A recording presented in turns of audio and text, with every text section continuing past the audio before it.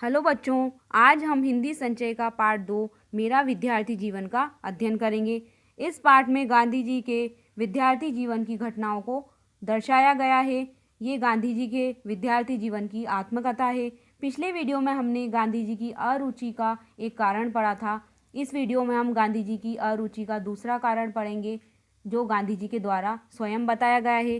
तो चलिए हम उस अरुचि के कारण को, यानी कि किस विद्यार्थी जीवन में गांधी जी के अंदर कौन सी कुबुद्धि आ गई थी, उसे हम पढ़ते हैं। गांधी जी बता रहे हैं कि अरुचि का दूसरा कारण था पिताजी की सेवा शुश्रूषा करने की तीव्र इच्छा। यानी जो पिताजी की सेवा थी, वो उनकी उनकी जो उनकी इच्छा थी, गांधी जी की पिताजी की सेवा करने की इच्छा थी, वो उनका दूसरा कारण था व्यायाम में न जाने का। स्कूल बंद होते ही तुरंत पहुंचकर उनकी सेवा में जुट जाता। यानी जैसे ही स्कूल का छुट्टी होती तो वो घर जाकर पिताजी की सेवा में लग जाते थे। जब व्यायाम अनिवार्य कर दिया गया, यानी व्यायाम को जरूरी कर दिया गया, तब इस सेवा में विघ्न उपस्थित होने लगा। यानी उन्हें बाधा पैदा होने लगी जैसे ही व्यायाम को अनिवार्य कर दिया गया। मैंने अनुरोध किया कि पिताजी की सेवा करने के लिए व्यायाम से मुक्ति मिलनी चाहिए, परंतु गिमी साहब क्यों कर मुक्ति देने लगे। यानी जैसे ही गांधी जी ने अपने हेडमास्टर साहब से पिताजी की सेवा करने के लिए विद्यालय से जल्दी अवकाश पाने की निवेदन किया, तो जो उनके हेडमास्टर साहब थे गिमी साहब, उन्होंने उनसे क्यों करके उसका कारण पूछा। आगे गांधी जी बता रहे हैं कि एक शनिवार को सुबह का स्कूल था, शाम को 4 बजे व्यायाम में जाना था। मेरे पास घड़ी न थी, आकाश में बादल छा रहे थे, इस कारण समय का पता न चल सका। यानी गांधी जी बोल रहे हैं कि जो बादल थे उन्होंने उन्हें धोखा दे दिया और उनके पास घड़ी भी उपलब्ध नहीं थी, और शनिवार का दिन वो बता रहे थे, और शाम को सुबह उनको स्कूल जाना होता था और शाम को उन्हें व्यायाम करने के लिए जाना होता था। तो आकाश में बादल छाने के कारण उन्हें समय का पता नहीं चला, और जब वो व्यायाम के लिए पहुँचे तो उन्हें वहाँ पर कोई भी दिखाई नहीं दिया। सब अपने घर चले गए थे, व्यायाम करके सब अपने घर चले गए थे, क्योंकि गांधी जी वहाँ पर समय का पता न होने के कारण वो देरी से पहुँचे थे। दूसरे दिन जब हाजिरी देखी गई तो मुझे गैर हाजिर पाया गया। गांधी जी बता रहे हैं कि जब हेडमास्टर साहब ने उनकी उपस्थिति देखी तो उन्हें अनुपस्थित पाया, तो उनसे कारण पूछा, और कारण जो था वो उन्होंने सत्य बताया, बिल्कुल सही बताया। और जो हेडमास्टर साहब थे उन्होंने इस कारण पर यकीन नहीं किया और उनके लिए दंड के रूप में 1 या 2 आना उनके लिए जुर्माना लाने के लिए, जुर्माना देने के लिए कहा। गांधी जी ने बताया कि उनके लिए सज़ा के रूप में जुर्माना उनको देना पड़ा। मुझे इस बात से अत्यंत दुख हुआ कि मैं झूठा समझा गया। यानी गांधी जी को बहुत दुख हुआ इस बात से कि वो सच बोलते हुए भी उन्हें झूठा समझा गया। मैं यह सिद्ध करता कि मैं झूठ नहीं बोला, पर कोई उपाय भी न रहा था। मन मसोच कर रह गया। मैं रोया और समझा कि सच बोलने वाले को असावधान भी नहीं रहना चाहिए। यानी गांधी जी कैसे सिद्ध करते कि उन्होंने झूठ नहीं बोला, इसका कोई उपाय भी उनके पास नहीं था, और वो अपना दिल मसोच कर बैठ गए और वो रोए भी सही। और उन्होंने सोचा कि हमेशा सच बोलने के लिए असावधानी कभी भी नहीं बरतनी चाहिए। सच बोलने वाले को हमेशा सावधान रहना चाहिए, यानी उसके पास सच बोलने का कोई ना कोई सबूत अवश्य होना चाहिए। अपनी पढ़ाई के दिनों में मेरी वह पहली और आखिरी भूल थी। यानी उनकी पहली और आखिरी गलती वह थी। मुझे कुछ कुछ स्मरण का मतलब है याद, यानी मुझे कुछ कुछ याद है। अंत में वह जुर्माना माफ़ कर दिया गया था। यानी गांधी जी से जो व्यायाम करने के लिए उन्हें जब गैर हाजिर पाया गया तो उनसे जो जुर्माना मांगा गया था 1 2 आना, वो बाद में माफ़ कर दिया गया था। यानी उनसे जुर्माना नहीं लिया गया था, उनकी गलती को माफ़ कर दिया गया था। ऐसी बात वो गांधी जी इस लेख के माध्यम से बता रहे हैं। अब आगे गांधी जी बता रहे हैं कि कुछ दिन बाद व्यायाम से छुट्टी मिल गई। यानी गांधी जी को छूट मिल गई व्यायाम से। पिताजी की चिट्ठी जब हेडमास्टर को मिली कि मैं अपनी सेवा शुश्रूषा के लिए स्कूल के बाद उसे अपने पास चाहता हूँ, तब जाकर उससे छुटकारा मिला। यानी गांधी जी के पिताजी ने स्वयं लिखा था कि यह व्यायाम के स्कूल में व्यायाम के लिए उन्हें विद्यालय नहीं रोका जाए, स्कूल के बाद सीधा घर भेजा जाए ताकि वो मेरी सेवा कर सके। ये कारण उनके पिताजी ने चिट्ठी में लिखा। तो उसके बाद उन्हें छुट्टी दे दी गई। व्यायाम की जगह मैंने घूमना जारी रखा, यानी व्यायाम करना उन्हें छोड़ दिया तो उन्होंने घूमना हमेशा जारी रखा। इस कारण शरीर मेहनत न करने की भूल के लिए शायद सज़ा भी उन्हें न भोगनी पड़ी, परंतु एक दूसरी भूल की सज़ा मैं आज तक पा रहा हूँ। यानी गांधी जी ने घूमना जाना रोज़ाना शुरू रखा तो उससे उन्हें अब उनका शरीर स्वस्थ रहा और उन्हें कोई सज़ा भी नहीं उठानी पड़ी व्यायाम न करने की।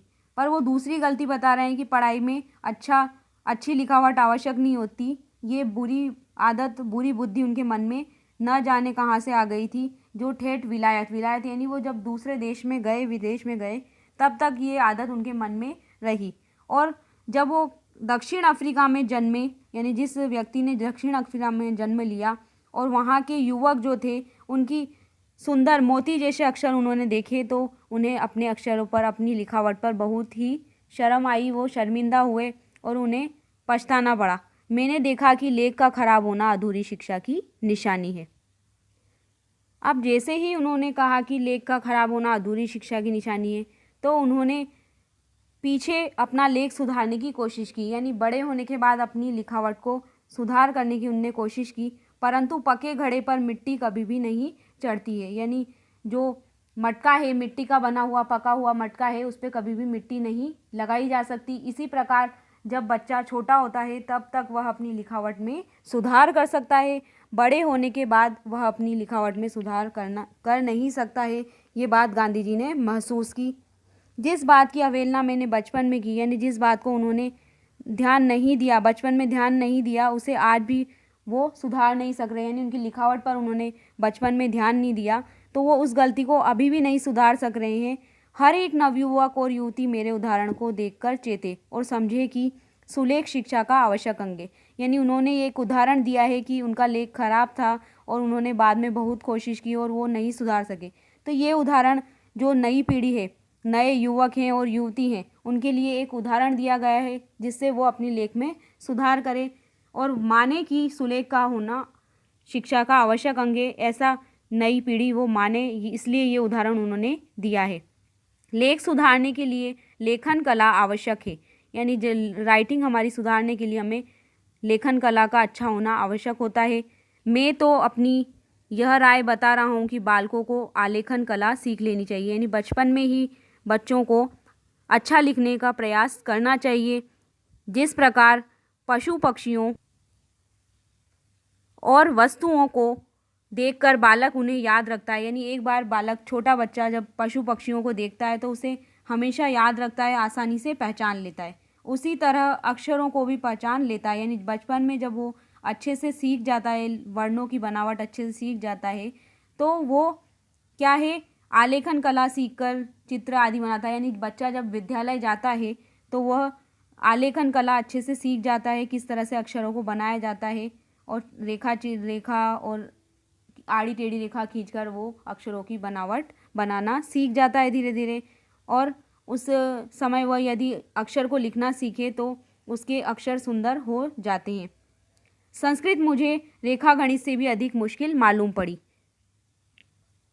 यानी गांधी जी को संस्कृत विषय कठिन लगा। रेखा गणित में तो रटने की कोई बात न थी, यानी रेखा गणित में कोई याद करने की जरूरत नहीं थी, परंतु संस्कृत मेरी दृष्टि में से सब रटना था, यानी संस्कृत विषय में उन्हें सब कुछ याद करना पड़ता था। यह विषय चौथी कक्षा से शुरू होता था।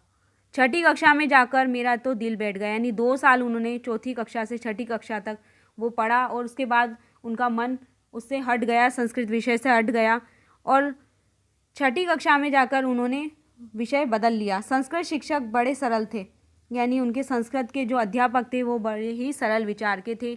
विद्यार्थियों को बहुतेरा पढ़ा देने का लोभ उन्हें रहा करता था, यानी जो भी छात्र हैं उन्हें ज़्यादा पढ़ाने का लोभ उनके मन में रहता था।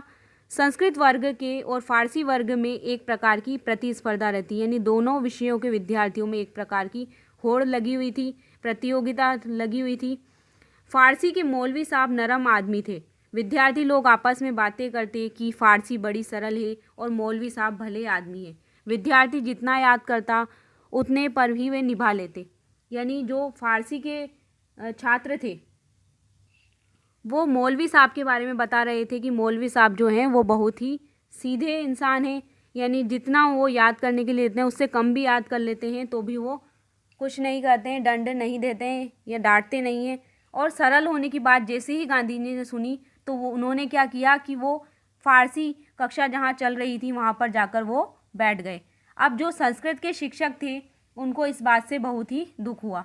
उन्होंने गांधी जी को बुलाया और कहा, यह तो सोचो तुम किसके लड़के हो। यानी गांधी जी को बुलाकर उन्होंने पूछा कि तुम किस धर्म के लड़के हो, ये बात तो तुम सोचो। धर्म की भाषा तुम नहीं पढ़ना चाहते, यानी जो तुम्हारा धर्म है उसको तुम पढ़ना नहीं चाहते।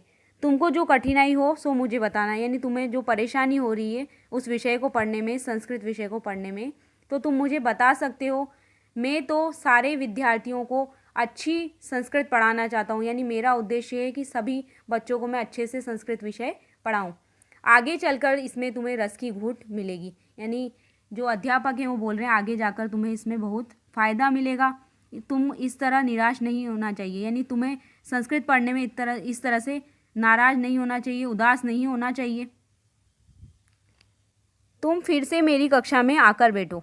यानी जैसे ही अध्यापक जी ने, संस्कृत के अध्यापक जी ने उन्हें कहा कि वापस से तुम संस्कृत विषय की कक्षा में आकर बैठो, तो इस बात पे उन्हें बहुत ही शर्मिंदा होना पड़ा। और इसके प्रति, शिक्षक के प्रति उनका प्रेम कि वो अवहेलना नहीं कर सके, यानी वो मना नहीं कर सके और संस्कृत पढ़ने वो चले गए। आज मेरी आत्मा मास्टर कृष्ण शंकर का उपकार मानती, यानी गांधी जी खुद स्वयं मान रहे हैं कि ये आज जो कुछ भी हूँ मैं कृष्ण शंकर जो कि संस्कृत के अध्यापक थे उनका उपकार मैं मानता हूँ। क्योंकि जितनी संस्कृत मैंने उस समय पढ़ी थी, यदि उतनी भी न पढ़ी होती तो आज मेरे संस्कृत शास्त्रों का आनंद नहीं ले पा रहा होता। यानी जितनी संस्कृत कृष्ण शंकर जो कि उनके अध्यापक थे उन्होंने उन्हें पढ़ाई थी, उसका आनंद वो अब ले पा रहे हैं। यानी कि पहले जब अध्यापक जी ने उन्हें समझाया था तो उस बात को मानकर उन्होंने संस्कृत विषय में वापस पढ़ने लगे थे, तो वो संस्कृत विषय के कारण ही धर्म ग्रंथों को पढ़ पा रहे हैं, उनका आनंद ले पा रहे हैं। तो अगर वो इस तरह से पहले नहीं पढ़ते तो उन्हें संस्कृत का कोई लाभ नहीं मिलता और वो शास्त्रों को नहीं पढ़ पाते।